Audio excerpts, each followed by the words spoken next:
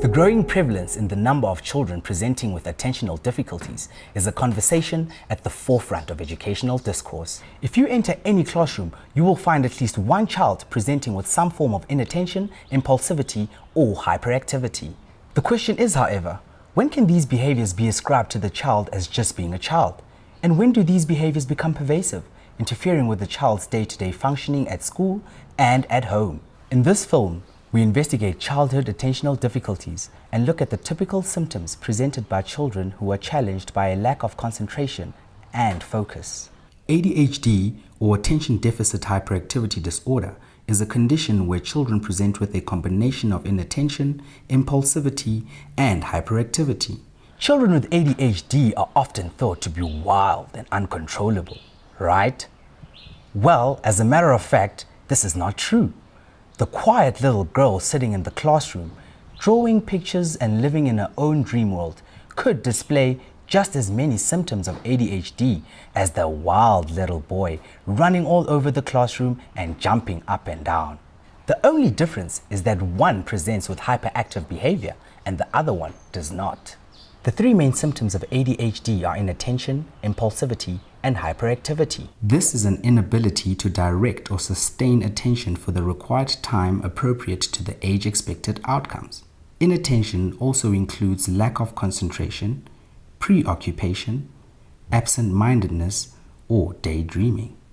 Impulsivity is multifaceted and could be described as any behavior or words that are characterized by having little forethought, thus acting without thinking.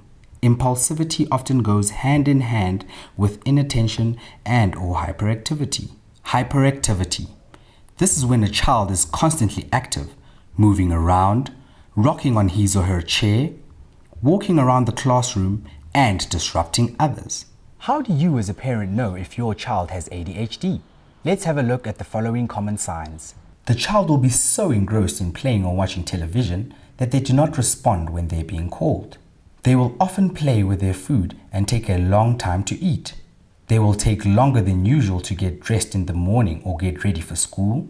They will forget and then lose items such as lunch boxes or school clothes on the playground. The child will struggle to fall asleep at night and might have nightmares. The parents will send a child to fetch something and the child just does not return as expected.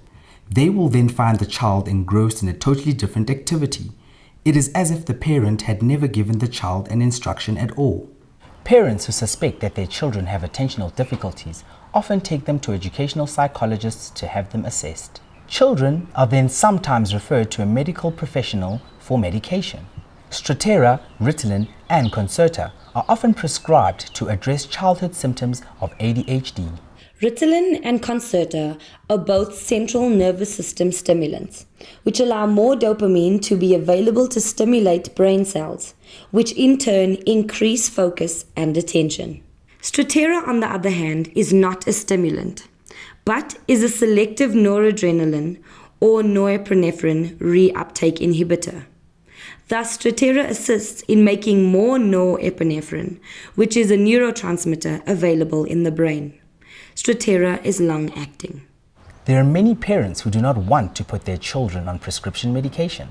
They prefer a more natural alternative. We asked a homeopath how she would support children who have been diagnosed with ADHD. My name is Dr. Tanif Davidson and I'm a homeopath practicing in Johannesburg.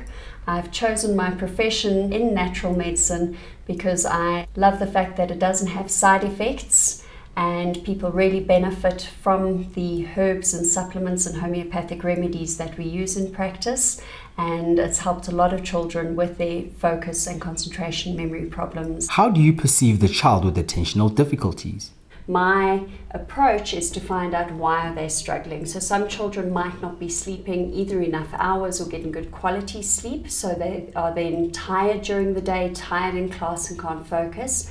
Some actually have actual focus and concentration difficulties with executive function. So while they're trying to concentrate, they're finding it very difficult. Some children are also very anxious, and while you're anxious, you can't focus as easily as you would want to. So I try and find out all those different reasons for their concentration problems and then address those individually. What is your opinion of mainstream medication prescribed to children who present with ADHD?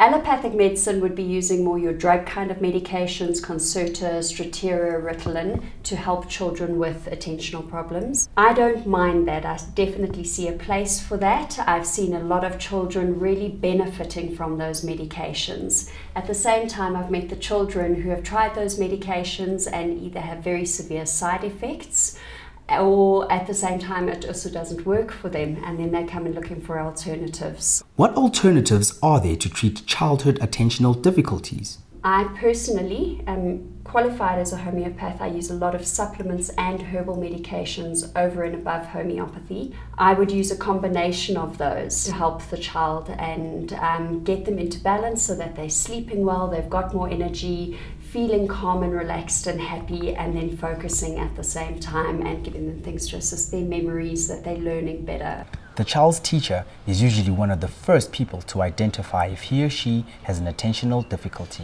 As teachers, we often find children in the classroom who present with symptoms of attentional difficulties.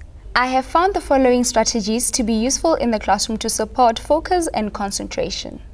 I make sure that my classroom is always well organized and the structure is conducive to learning. I believe that having children sit in neat rows facing the board or the teacher is less distracting than having them seated around tables or facing one another. I usually put children who struggle to focus either close to the board or close to my desk so that I can monitor and support them. I like to make eye contact with the children during lessons so that I can see which ones are not attending.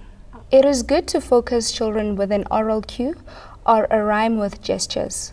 Teachers need to be mindful to break lessons and instructions into usable chunks. You can do this by listing activities on the board. When I give children an instruction, I let them repeat the instruction to one another. This gives the opportunity to hear the instruction again and also to verbalize the instruction to one another. It helps to have a cue set up with a child who struggles to maintain concentration. This can be a touch on the shoulder or placing a sticky note on the child's desk. We hope this film has given you some insight into this complex topic. For more information, visit the University of Johannesburg's Knowledge for Action website.